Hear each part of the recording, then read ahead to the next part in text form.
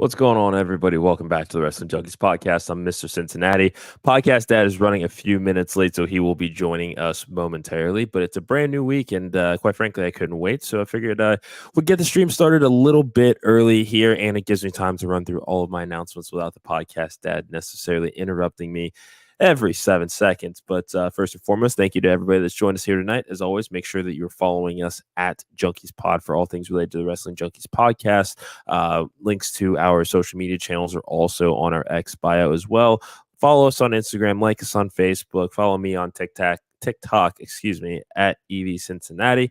Got a great show ahead. We've got fantastic guests coming up. Cannot wait to have y'all listen in as I chat with Casey King about all things Tri-State Wrestling. They've got a great show coming up in our backyard later on this week, and got a lot of questions for him about it. But before we dive into everything, make sure that you are following our friends over at the Main Event Wrestling Network. Today, we are celebrating our 1-year anniversary of all things Main Event Wrestling Network. So congratulations to the rest of the crew over there. We've been working hard over this last year to bring you the best wrestling content that we can. So if you like live podcasts, blogs, fan art, funny memes, you name it, we've got it. We're always looking for contributors. Again, make sure you're following at mainevent_net. While you're at it, do us a favor, support our merch store, hats, t-shirts, beanies, coffee mugs, you name it, we have got it. Make sure that you're supporting us. Everything, or at least we try to reinvest in the world of independent wrestling, and this is how we do it. All of the shows that we sponsor. So snag some merch, support us, and make sure you're also supporting our friends at Gorilla Press Apparel. GorillaPressApparel.bigcartel.com. Make sure that you are using promo code 25% off. WJP 2024, 25% off site-wide. There are some new designs in the works. A few things that I've been sworn to secrecy about, but I promise you that they are awesome. If you are a wrestler, if you're a promoter, if you're a referee, if you need some merch for those tables, hit up Gorilla Press Apparel on X at Gorilla Press APP. They are taking commissions right now. September, we've got quite the litany of shows that the Wrestling Junkies are supporting as well. We want to first of all give a shout out to our friends at Scenic City Invitational. The Battle for Sale Creek is in the books. We had the likes of Manders versus Adam Priest for the World Heavyweight Championship, the Action World Championship. Appearances by Anakin Murphy, Mackenzie Morgan, Finesse, Mad Dog Connolly, Sensei Aaron Wade, a who's who of independent wrestling, and it was just an absolutely incredible show to watch. You can catch the replay on IWTV. Now, make sure that you're also getting ready for the next Coastal Empire Wrestling event. Talk is cheap, coming to you here on September 28th. I mean, $20 front row tickets, $3 Wells, $3 Miller Lights, VFW Post 660. It's hard not to get excited. We will be doing another Coastal Countdown show with one of the participants in this card, Tyler Shoup, who will be taking on the Hollywood Hunter James. So make sure that you're checking that out. Also, Marcus Mathers, All I Want 3 is we are one of the official sponsors. This is an incredible show. Marcus Mathers, again, one of the fastest rising stars in independent wrestling right now, putting on his own show September 26th at the H2O Center. Tickets are available now, and that will be streaming live on IWTV. And then also this coming up September 20th, the Sensei Aaron Wade brings us Dojo Rising, 208 Fraser Avenue, the TWE Arena, Chattanooga, Tennessee. $15 tickets if you are in the area. If you've never been to a TWE show, do yourselves a favor and go check them out. I think that's the first time I've gotten through the announcements in a very, very, very long time without being interrupted by the podcast dad. So I am totally okay with that. But it is time to introduce our guest this evening. Tonight, I'm honored to be joined by none other than Casey King. He is a true sensation here in the tri-state wrestling scene, one of the coaches at Power Slam Academy, where he is guiding the next generation of wrestlers. Had a very busy weekend this past weekend, competed at a six-man tag match at RPW Slamapalooza in Charleston, West Virginia on Friday. Had a singles bout against Sean Logan at Battle in the Berg 4 on Sunday, benefiting Williamsburg Middle and High School Athletics. And this weekend, Casey heads to Tri-State Wrestling for another stacked event featuring the likes of Myron Reed, Trey Lamar, Matt Diesel, Damian Chambers, and so many others. So without further ado, please welcome Casey King to the show. Casey, how are you, man? I'm doing great, man. Better than I deserve. Thank you for having me on, Mr. Cincinnati. No, the pleasure is all mine. If there's one thing that we love to do on this show, it is talk to wrestlers about what they've got going on in their lives. And like you said, you've had a busy weekend last weekend. You've got a big show coming up this weekend. But before we dive into that, we're just going to take it back to basics here for a second. Here at the Wrestling Junkies, when we look at professional wrestlers, they're superheroes, supervillains that clash. But the one thing they have in common are origin stories. So, Casey, if you could, without further ado, as I add the podcast dad to the stage, tell us about some of your earliest memories of pro wrestling. Yeah, like everybody else, I've been a fan as long as I can remember. My earliest memories are Kane, Tombstone, and Linda McMahon on the stage on Raw after he took his mask off, and I was terrified of him. You know, he was like you said, he was a supervillain. He was a monster, and it terrified me, but I couldn't stop watching. And then I saw John Cena, who is, in my opinion, the greatest of all time, and he was Superman to me. And I wanted to tune in every single Friday, every single Saturday to watch John Cena defeat whoever who was in front of him, just like Superman. And I used to dress up like him and watch Velocity on Saturday nights and just pretend to be John Cena. And just like you said, it's superheroes, it's comic books, and that's what makes wrestling great. And my origin story was just like everybody else's, you know, just been a fan as long as I can remember. How did some of those and nice to meet you, by the way. I'm Chris. I'm a podcast dad. Nice to meet you. How did some of those early favorites kind of influence your in-ring style now?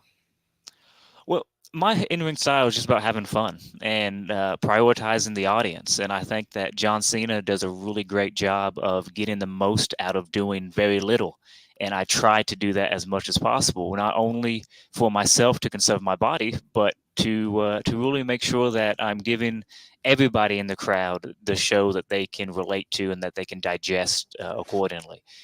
So I really have always gravitated towards the people who can get the most out of doing very little, which is a huge contrast to most of the Tri-State Wrestling roster, who are some of the greatest wrestlers, not only on the independents, but in the world.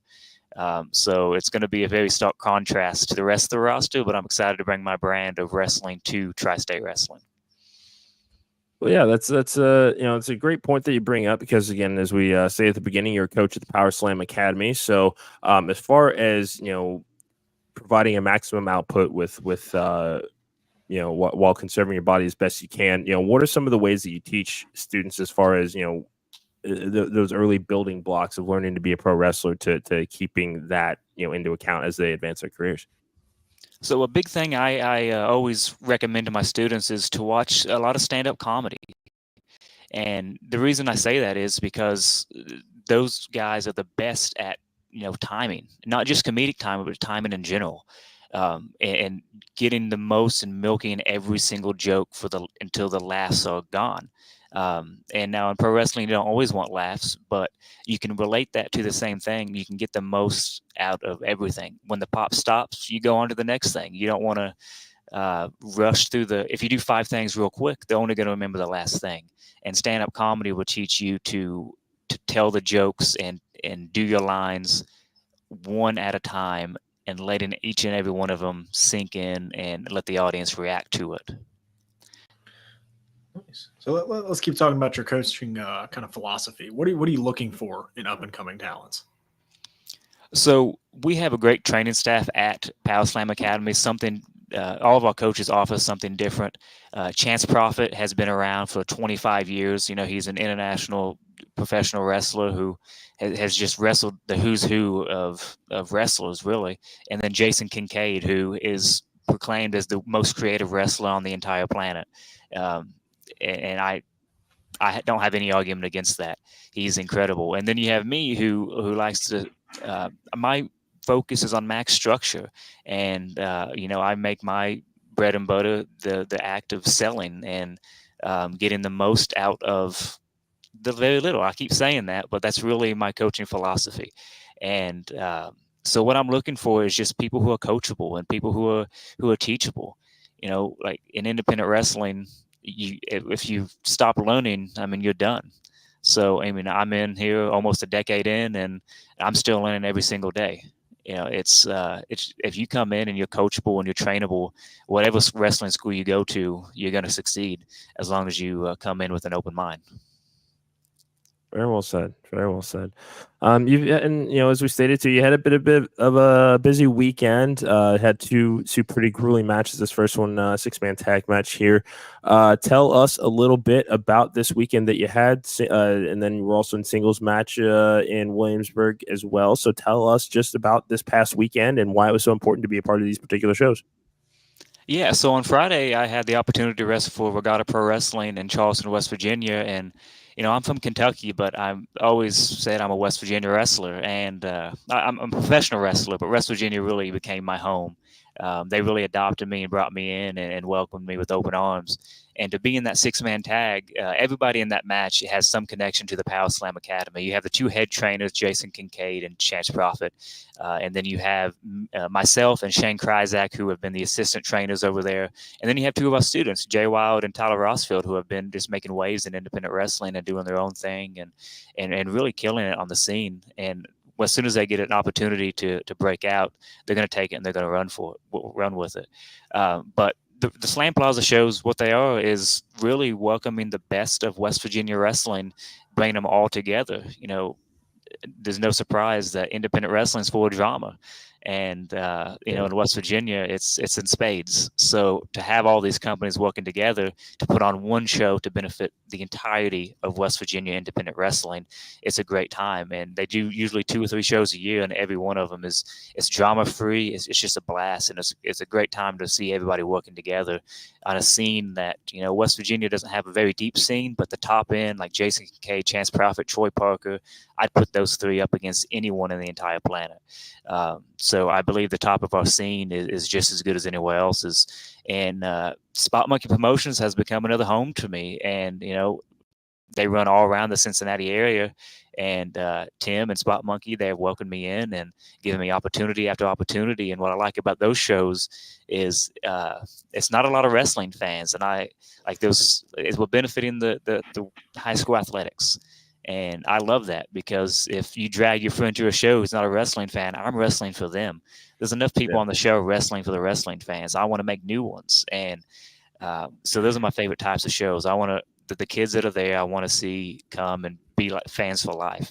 And the casual fans and maybe they hate wrestling. I'm wrestling for those people. So those shows are a great stress-free environment that I eat up. And I've been in it for a while, and now what I'm looking for is stress-free environments that I can have fun with.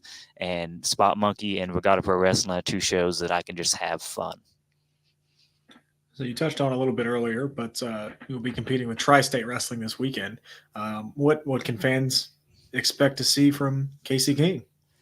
Yeah, so Tri-State, like I said, they have some of the greatest wrestlers on the entire planet. Myron Reed is the first guy I ever wrestled in the business, and this almost a decade ago. And to see his come up and see him become a superstar is just insane. Like, everyone knew back then he had it because he was pretty new too back then, but I was brand new, and just to see it come to life has been an amazing journey just to watch him grow. And then you have Matt Diesel and VSK and Trey Lamar and Sam Beal and all these guys who are the very best wrestlers in the country. And I believe that at my best, I can keep up with those guys, but in an entirely different way. So when you come to the show, your mind's going to be blown by the things those guys do because they're the best. And then we can have some fun while I'm out there. My brand of entertainment is a little bit different. So don't expect me I might do one flip, but we'll see. But I can't keep up with those guys in that way, but I can keep up with the entertainment aspect. And so doing my match and my brand of entertainment is fun. So just expect to have a lot of fun while I'm out there. Very well said. Very well said. It's been a very busy 2024 for you. You've been all over the place. You spent a lot of time in the Tri-State. You consider West Virginia home now. How do you manage such a packed schedule, but then also finding the time to train and then coach the next generation of talent? So the next generation, the students we have at Power Slam make it really easy because they're so eager to learn. One of our standout students, Troy Parker, I'll just use him as an example. There's a dozen of them at our school, but Troy Parker, I'll use him. He's I mean, he's everywhere. He's just as busy as I am, and even busier, really. And he's just like a pro wrestling prodigy. Like, he just wrestled Myron Reed on Friday night, and we were all watching, and we were like, man, we remember when Myron Reed was coming up, and he was a prodigy. Now he's a superstar wrestling the next prodigy, and Troy Parker. And I think Troy Parker could go on any show in the country, in the world, on TV today. He's only 2 years in, and he looked like he belonged. That's how talented that guy is. So those students make it easy because they're eager to learn. They show up, they work hard, and I'm not wrestling a full schedule like I was before I got hurt last year and had to step away for a little while. But my schedule is still pretty full, and it's really just finding a good environment to surround yourself with, like Power Slam. Some places I've been to train, it was a chore to go, but Power Slam, I want to be there because everyone's so eager to learn and they love wrestling. And it reminds me of the people that I came up with who were just eating up with the business and they just wanted to be wrestlers. And having a community like that just makes it so easy to make it work. So as we're kind of winding down the rest of 2024, what kind of goals do you have for these final couple months? I mean, it might be cliche, and I say it all the time, but my goal is just to have fun now, man. Like, I'm not, full of illusions of grandeur or whatever. Like, I know my time to make a lot of money in this business has come and gone, and I think I had an opportunity, and I squandered it away. I'm my own worst enemy. So now I'm just having fun, and I'm trying to give back. Like, when I can wrestle guys like Sean Logan on Saturday night, and I can help him out just a little bit, that makes me, that means more to me than anything else now. Mm-hmm. My goal is just to have fun and to have to make people have fun along with me and bring them along for the ride. I believe firmly that professional wrestling should be fun, and I want to expand that across the country if I can. So, like, that's such a small goal, but it's my goal. I want to have fun, and I want everyone to be having fun in professional wrestling. Hey, that's our goal too. Yeah. Yeah, I mean, can't argue with that. So Sean is so Casey, sorry, brain fart there. Apologize. As we end the interview here, we have one question we ask everybody. You're no different. It's probably going to be the hardest question you're going to get here. And there is a right answer. When you hear the moniker, there's a right answer. I was doing so well without, like, this was actually one of the smoothest episodes that I'd had. Welcome back. Come into it. Like, happy belated birthday, by the way, again. Yeah. Thanks. We'll talk about it in a second. But Casey, when you hear the moniker Mr. WrestleMania, do you think Shawn Michaels or The Undertaker? I think Shawn Michaels. Shawn Michaels is Mr. WrestleMania to me. I'm sorry. What else do you need to hear, podcast Dad? The right answer. I don't know what's going on out here, but yeah, no, that was the right answer. That was everything he says, Casey, complete jackassery. No, that's not true at all. I think John Cena is the greatest of all time, but Shawn Michaels is probably the greatest in-ring performer of all time. So I will say Shawn had a better match with Cena at Mania than The Undertaker. Yes. That's not saying much, but yeah, he did. He did. Especially that time. So did the Big Show. We don't talk about that one. All right. Where can everybody find you on socials? Where can everybody see you coming up, Casey? So Tri-State Wrestling this weekend. Please come out to Hamilton and pack out the fitness center and make your voices heard. And hopefully we'll have some fun. Across social media, I'm at KYCaseyKing on Instagram and TikTok. TikTok, I try to post some advice videos for up-and-coming wrestlers that they can watch and use the advice if they see fit. I'll never tell you something that I don't know is an absolute certainty. So I never speak my opinions on there. I just spew facts. And Instagram is the main form of social media. Contact me on there. Follow me. I post a lot of pictures of my dogs. And we can have a good time on there. But other than that, ASW and West Virginia is my home promotion. I have a big match coming up with Jake Manning October 5th. And that's going to be a ton of fun if you've ever seen Jake Manning. Spot Monkey Promotions. I'm on every show in the Cincinnati area. I think we're in Peebles, Ohio on October the 12th, I believe the date is. and I'm wrestling Zachary Don, who is an up-and-coming independent wrestler who is just making waves in the scene, and I'm very excited for that match. Other than that, man, I'm all over the place. If I'm not booked on a show, I'm probably there hanging out. So, just come up and say hi, and let's have some fun. Love it. We're in Cincinnati as well, so it sounds like your podcast, Dad. We're gonna have to plan ourselves a little date night Spot Monkey Promotions. What do you say? Man, that's a lot better than that 7-hour road trip with you. If it's right up down the road. I love you. There are worse problems to have than doing a road trip with me, but whatever. Okay. Teach their own. Anyway, Casey, thank you so much for joining us tonight. Best of luck this weekend, and hope to have you back on soon. Hey, thank you guys very much. Y'all have a good night. Thank you, As well. Pleasure's all ours. Thanks. Thank you again to Casey King for joining us, and thank you for everybody out there watching tonight. Make sure you're following at Junkies Pod for all things Wrestling Junkies Podcast. Podcast, Dad, we didn't get to get our banter in before the show started, so catch me up. How was your birthday, man? From what I remember, it's pretty good. I like it. Very nice. No, it was good. I closed down the bar for the first time in years. That's how crazy it got. The same guy that bitched and moaned about that one time I said we should walk up the street for a drink the night before Elimination Chamber. You closed down a bar. I didn't have to be up at 5:30 in the morning the next morning. You still closed down a bar. I got up at 9 and then went to the UC tailgate. Yes. Oh yeah. That was a rough loss. Yeah, it was. It was really a rough loss. No, it was good, man. The Eagles won. I had fun. It was a good day all around. Good day all around. I'm glad that you had a good time. Happy birthday once again. 30-30. Yeah. 2-day hangover too. Welcome to 30.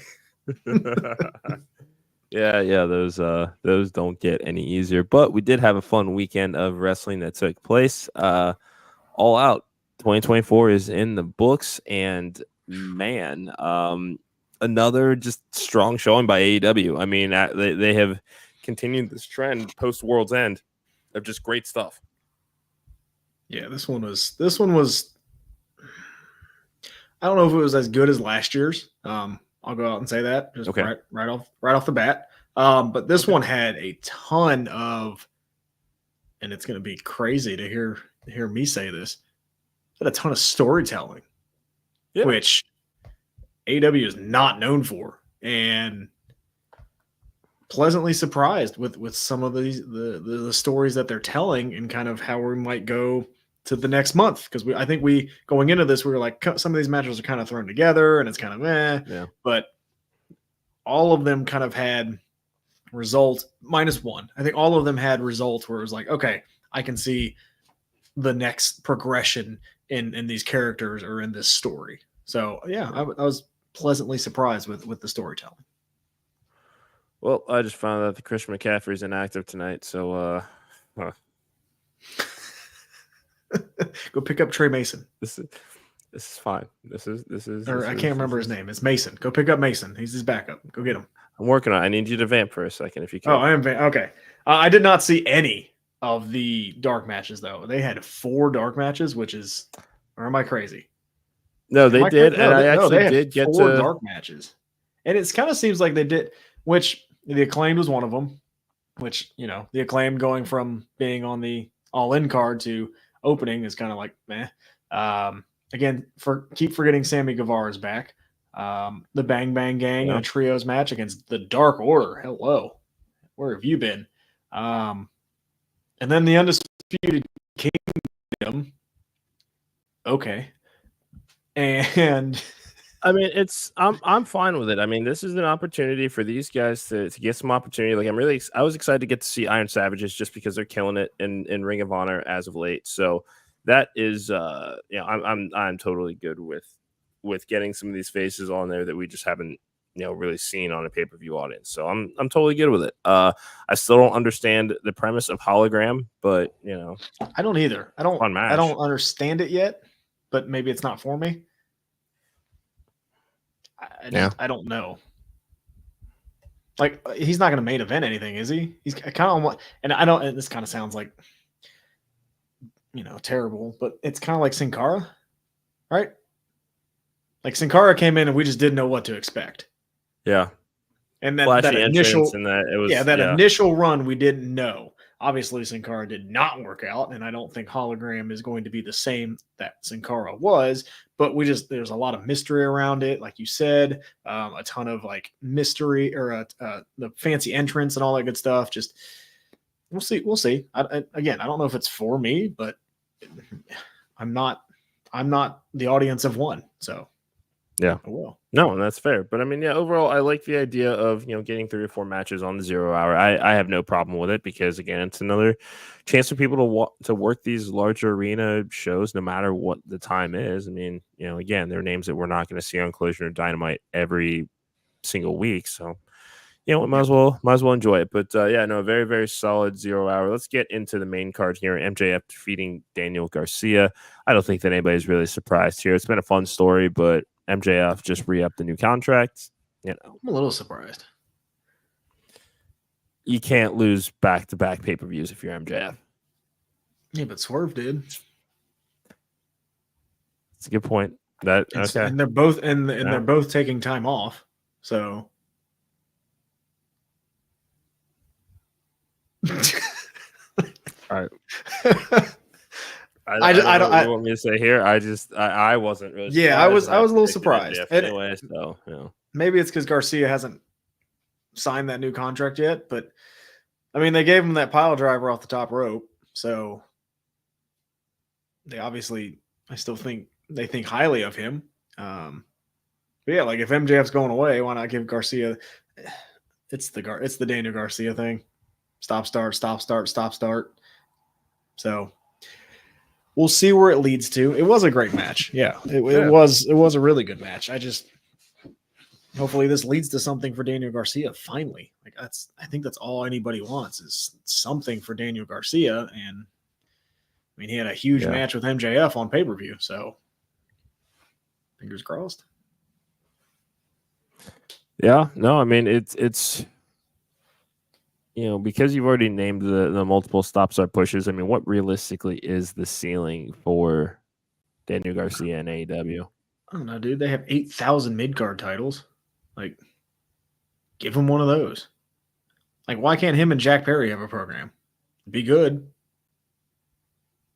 That would be like, I don't think he's going to be world champion anytime soon, but you have what? 3 mid-card champions? Like, could you see him as NXT champion? Could you see Ethan Page as NXT champion a couple months ago? The way that they brought him in, yeah. Nope. Could you see him when he was in AEW? Could you see him as NXT champion? You can book anybody to be champion. That wouldn't have been on my bingo card, no. So, sure. I don't see why not. And he's got to get rid of the dancing thing. I hate the dancing thing. And I may be on the minority on that. I hate it. God, you really are getting old. No, if you want me to take you as a serious character and like something with MJF, why are you dancing? That's just me. Chad Gable, you know what Chad Gable stopped doing? You know what Chad Gable has stopped doing is the shush. Oh, thank you. Because we want to take him seriously. That's just my opinion. If he wants to be the kind of comedy guy and do the dance, that's fine. But if you want me to take him seriously, then make me take him seriously. And this, I think, is a good first start. You don't have to dance. So, say you didn't see it at all out. So and that's fine. Might have been assuaged. And that's good. Maybe that means the push is coming. I don't know. Been waiting on it for a couple years now. I don't know. Right. Danielson might need some friends soon. Daniel Garcia push. I can wait for you know what? Nope. Never mind. It's not Tuesday night, so I'm going to save it. Well, you should save it because it's never happening. The Young Bucks beat the Blackpool Combat Club. No surprise here. But not really. How'd you feel about the match? It's fine. It's all right. Now, granted, I was watching it on my phone for most of the night, so I was kind of in and out. But I mean, still, like it was a fine match. Like there wasn't anything that I was objectively like, oh no, I don't want to see this. But like I think, and this was pointed out by RJ City on the. And I'm really getting tired of the alerts about Christian McCaffrey, and I could not get his backup. He was already gone. So yeah, I got a couple of them. Yeah. But anyway, yeah, like RJ pointed this out during the 0 hour that there were a number of champion versus champion matchups here. You know, I was surprised that they got that meta about it on their own show. They booked this shit. Sorry. I didn't expect you to get the shit after they booked it. Yeah, I agree with Kyle here. Like, I think I said it on the previous show, like the depth of the tag division is just not there. And that's with everybody right now. And I think it's clearly showing in AEW right now. But think also of some of the people that we just saw on 0 hour. I mean, Iron Savages, if you're not watching Ring of Honor, you know, you're probably not going to be super familiar with them, but you should be. They're a fun tag team to watch. And I'm not saying that just because Bronson follows us on X. They're really fun to watch. So if these are teams, especially if you pull them from Ring of Honor and start firing them up the way that we're seeing Triple H with all of these tournaments that we're doing in WWE as a way to get people on TV and get your audiences familiar with them, these are the kinds of things that they can be doing. AEW has kind of revitalized what tournaments look like in wrestling. Are we saying that Tony Khan can't book something for the tag team division? No, but if he's not using Ring of Honor as a feeder, so I think they're still trying to establish Ring of Honor as its own thing. So I think that's why you're seeing some of that. Because if you go to the pre-show, like Sammy Guevara, Dustin Rhodes are the tag team champions, right? Yes. So why are they on the pre-show? Like, I still think they're trying to establish Ring of Honor as its own thing. Like, Ring of Honor still has its own pay-per-views, which is fine because NXT has their own, but Dustin Rhodes is your tag team champion. And your six-man tag champion. So are you really trying to build new teams in Ring of Honor, or are you trying to build your Ring of Honor tag division? I mean, but also let's look at it this way too. I mean, it's a mixed bag when it comes to Ring of Honor because we're talking about Ring of Honor talent on 0 hour. Mark Briscoe competing for an AEW championship. When's the last time Mark Briscoe, or that you were aware that Mark Briscoe defended the Ring of Honor world title? I mean, I didn't know he was the Ring of Honor champion.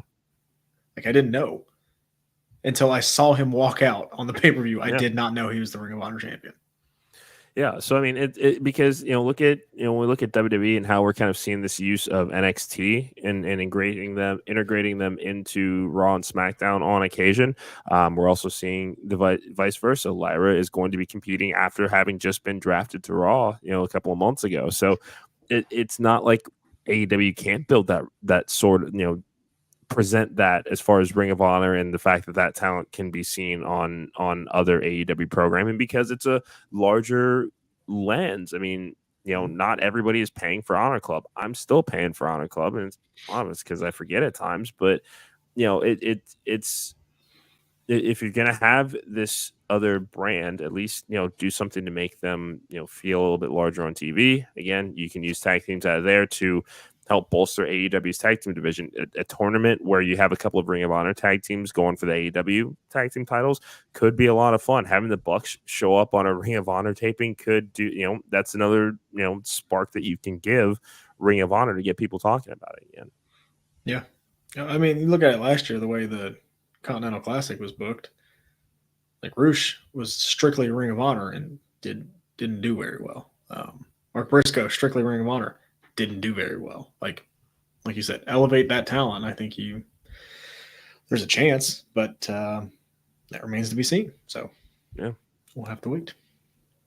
Will Ospreay had another match of the year contender, defeating Pac to retain the AEW International Championship. I mean, Ospreay and Ospreay. That's just what more is there to say? Like, it was a great match. It was a great match, and it was good to see. I mean, good to see Pac get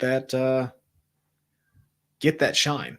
like because he hasn't been around in a while, and dude can still go. And Ospreay, I mean, shit, anybody you put him in the ring with, like literally anybody you put him in the ring with, it's a match of the year candidate. So instant elevation for sure. Yeah, it's almost we're almost at the point where it's like, I don't know. Does this mean that Will Ospreay gets his own category for the Wrestling Junkies year-end awards? The best Will Ospreay match of the year, probably. Are we Dave Meltzer?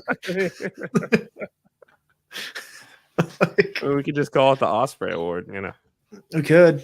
Yeah, I mean, I'm not opposed. Because, I mean, that's the thing is, like, especially as we're starting to get these categories locked and loaded, as we're starting to put together the list of wrestlers that we would like to have participate in this show, I keep coming back to that of just, like, I mean, I know my pick. A lot of these matches of the year contenders. I mean, Ospreay is going to be a lot of these. Yeah, we can make our own Ospreay division. You know, I think that I think is appropriate here. That's all I'm going to say. Who wins the Ospreay? I think it'll be Will Ospreay. But yes. Chris Statlander defeating Willow Nightingale by submission. Chicago Street Fight. Yeah. Great match. Great match. It really was. I told you these two would show out because they always have these stipulation matches for the women AEW, and they always show out. And you knew these two wanted to do it, and they got the time to do it. It was a good match. I saw a tweet. I can't remember who it was from, but it was like Ospreay and Pac. Good luck following that. And these two were like, okay, hold my beer. Like this was up there for me as match of the night. Like it's a contender because I thought it was just very, very well booked. Yeah. See, I think he's got his own list. Yeah. We're gonna add that. We're gonna add that. Look, I need to click a pen now. Nobody heard that. I know. It was more for me. It's good. It was more for me. It's good. It's good. So, four-way match for the AEW Continental Championship: Okada defeating Mark Briscoe, Orange Cassidy, and Takeshita. Okada. Yeah, fun little. I mean, I didn't hate this match. It's a fun little four-way. I didn't hate Orange it. Cassidy's. What? I said I didn't hate it either. No. Street Fight was their second favorite match of the night. Really good stuff. Sounds like this again, sky's the limit for Willow and Statlander, especially now that she's settled into this heel role and really seems to be thriving. She's a fun pairing with Stokely. So let's keep this going. Let's see, one or both of them end up in the TBS championship division. Yeah. I would yes, because we'll talk about it. Yeah. But I need to see Takeshita and Okada one-on-one, please. Thank you. Because I caught bits and pieces of this match. Do you think that they are building towards that at Wrestle Dynasty or Wrestle Dream in the coming months? Are we finally getting this off there? That's a couple months away, maybe. I think we talked about that on the preview show. That's still a while away, but I mean, they could go over to New Japan and do something. Why not? Yeah, because I mean, the only thing that worries me is right now, with Okada being, yes, he's a goofy heel, but he's a heel nonetheless, as being part of the elite.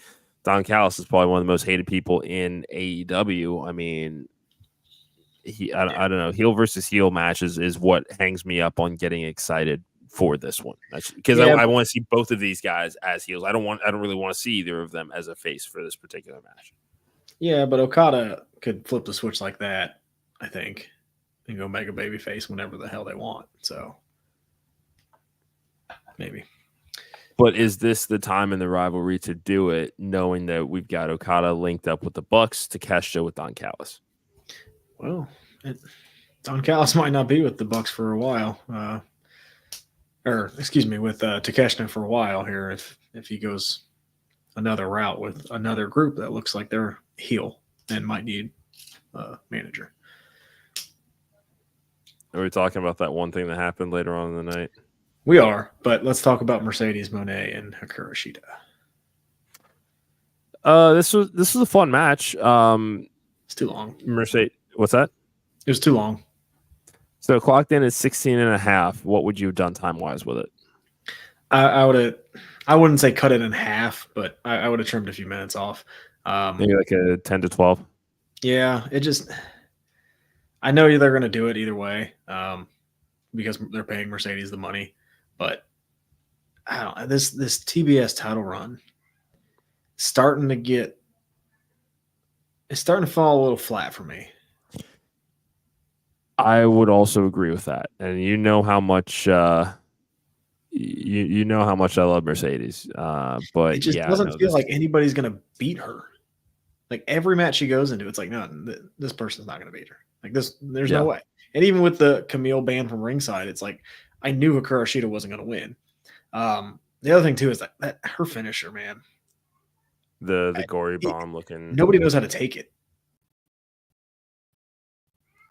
Like, yeah, there have been a couple of different variations on that bump since she's debuted. It just, yeah, it's not my favorite. I love the backstabber into the crossface. I mean, I do too. That's what I mean. That's because that's always been my favorite thing about her is her submission ability, and I love that she's gone to has gone to Japan, gone to Mexico to hone the craft and to add things to her arsenal.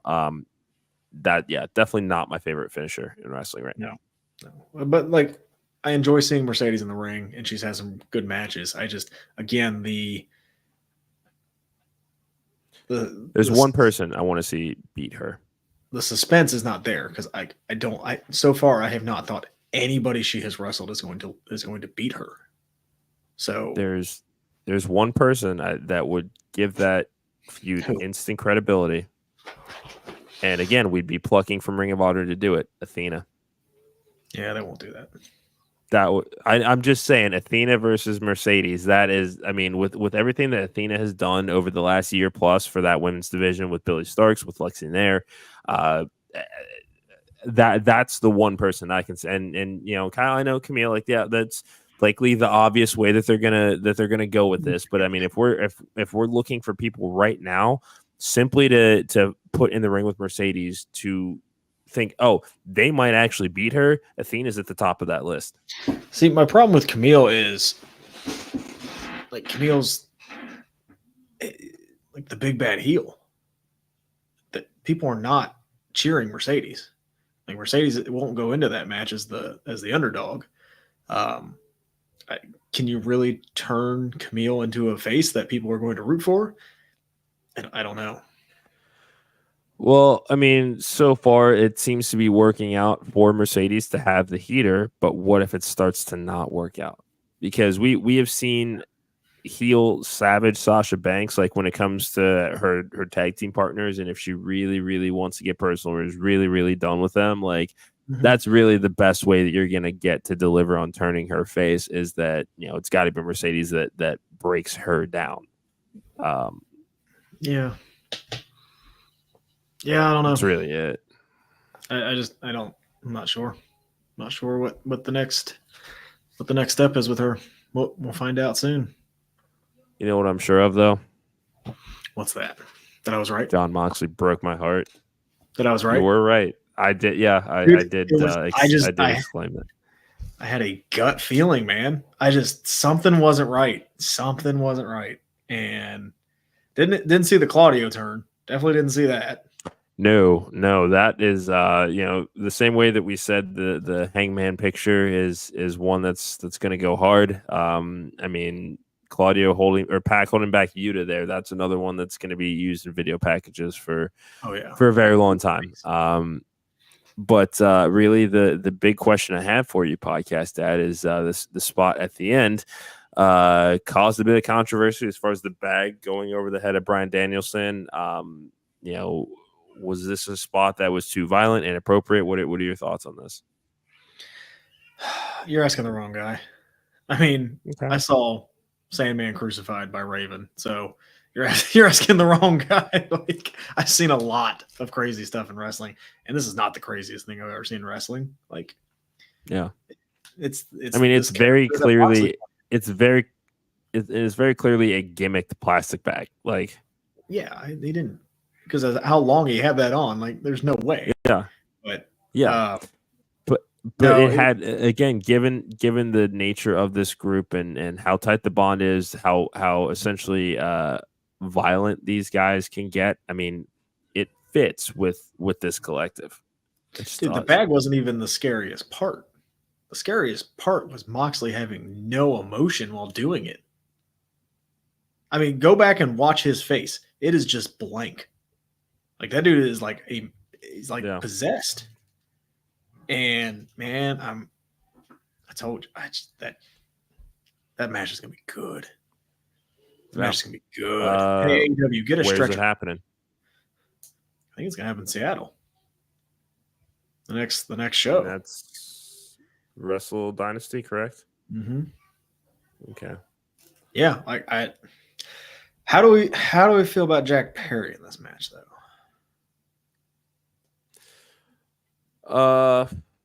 Did this help him at all?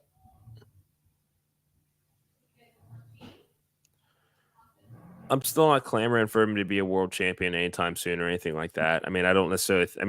These are those kinds of matches because think about how rare it is for an Intercontinental champion to take on a world champion. Doing that champion versus champion match, you would think that there is some benefit that comes out of the with the loser to this match. I don't think that Jack is any better off, but the loss doesn't necessarily damage him or anything like that. I would agree it doesn't damage him. I just don't think anything really helped him because all we're talking about is the turn. We're not talking about the match. So yeah, we will talk about this match though. We will talk about this match. Good. Look, this was a very, very good match. I'm going to go on record.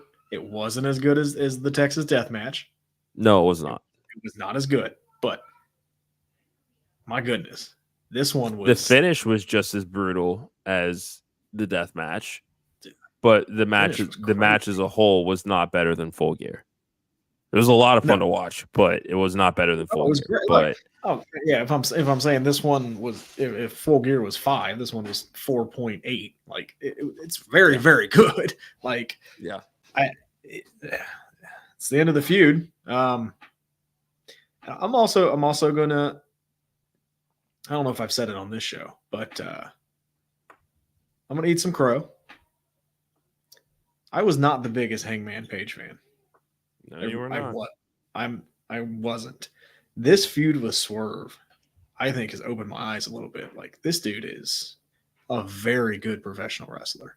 Like the psychology that he used kind of at the end of the match where you could see his face like, oh shit, I went too far. But then pull it back like I had to do this and then scream and then walk through the heel tunnel. Like that was like I'm very, very much enjoying this Hangman Page rather than the face beating Kenny Omega Hangman Page. I did not enjoy that one as much as I very, very much enjoy this one because he's just unhinged and it's I mean, like you said, that picture, it just everything about his aura right now is just like, okay, I'm behind this guy. Yeah.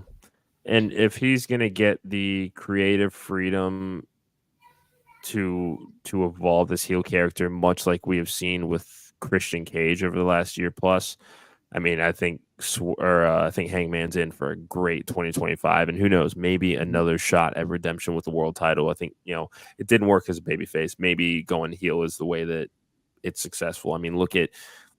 Look at the heel turn and how it worked for Kenny Omega aligning with Don Callis. It's Swerve. I mean, Swerve is now in the main events because of his heel character, and he was so good as a heel that the crowd turned him face. I could see the same thing with Adam Page, but I think he has just leveled up so much in his psychology that it makes me like, okay, this guy belongs in the main event.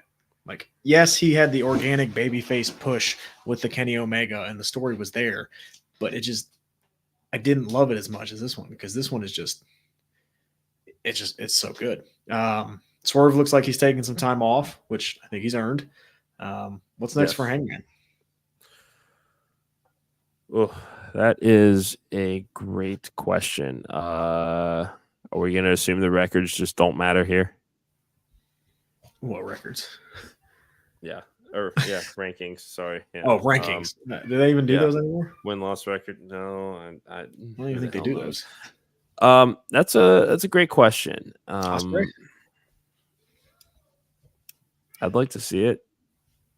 I'd really like to see that. At this point, it is time for him to go after some gold. I don't necessarily want to see him mixing it up with the Elite just yet, so that's why I would avoid the Continental Championship.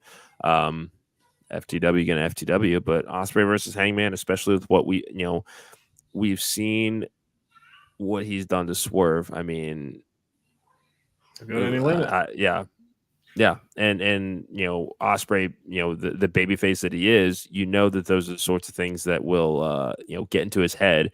He's going to fly off the handle, and Hangman's going to use that to his advantage to get him to overreact and things. And Ospreay plays overreaction very, very well. So, man, if he wasn't hurt, and he was still the TNT champion, I'd love to see Copeland and Hangman. That would have been really good.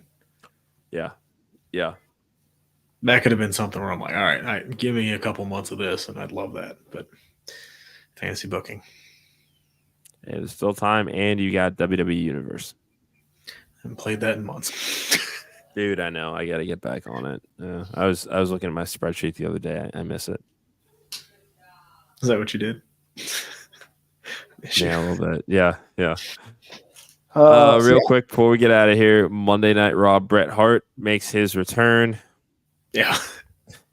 Bianca Belair, Jade Cargill taking on Alba Fire, Isla Dawn. We've got the street fight between the Wyatt Six and American Made. So, is Ivy and I on the street fight? The graphic seemed to suggest that it might be I didn't see Nikki Cross in that graphic. It showed all the guys, but I don't know. Last week they said, "Hey, the four of us are going to come after you." Yeah, Nikki's got to get involved, right? Because she just signed a new contract too, by the way. Really? Yep, she just signed another deal. Yeah, I heard that. I heard there were some names going around that we're just kind of I guess they're just starting to re-up deals now, given kind of the landscape of the job market. So, all right, cool, good for her. I really would like to see Nikki Cross get involved here. That if anything, as great as this story has been, and as integral as Nikki Cross has been to the story, I wish that they would do a couple more vignettes on her specifically, just because she would. I mean, we know that she can work. She would be a great addition to the women's roster. Not necessarily on every week capacity, but after this 5-9, I guess if we want to call this a program, it seems like it's coming to the end here. Get her, tormenting somebody else. There's no shortage of people on the roster. Think what she could do with Candice LeRae, Indy Hartwell. Yeah, be a lot of fun. We also have the four-way, if I'm not mistaken. Yes, the finals of the Intercontinental Championship tournament. Your thoughts on who will be going up against Braun Breaker? Probably going to be Jey Uso.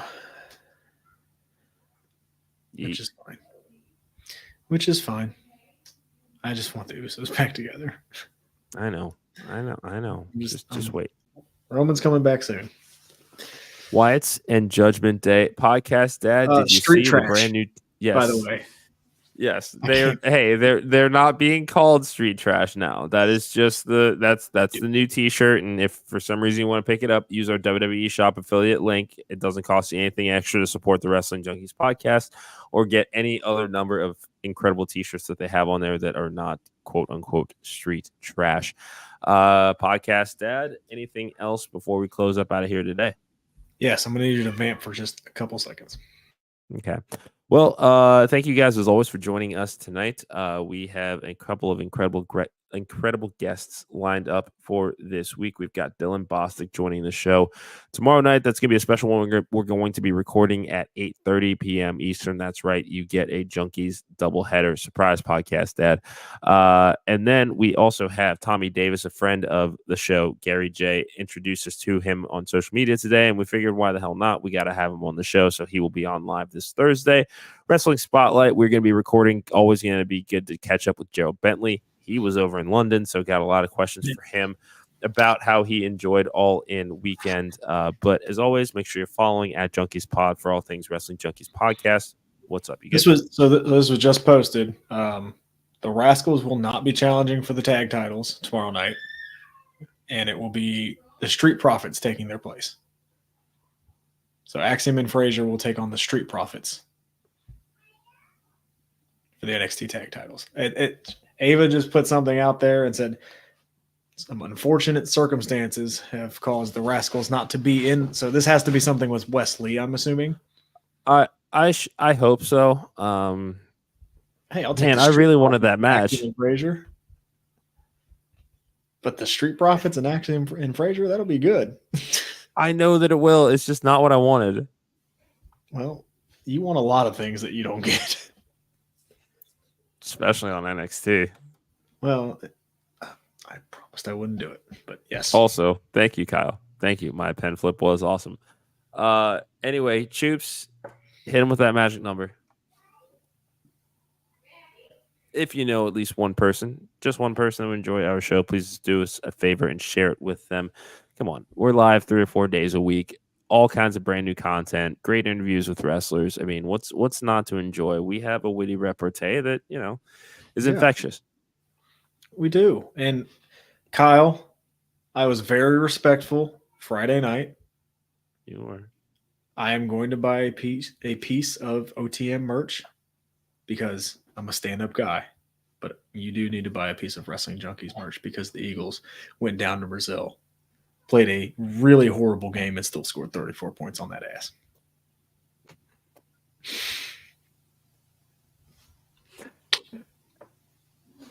And that is going to do it for us tonight. We're the podcast dad who's only getting surlier in his 30s of Mr. Cincinnati.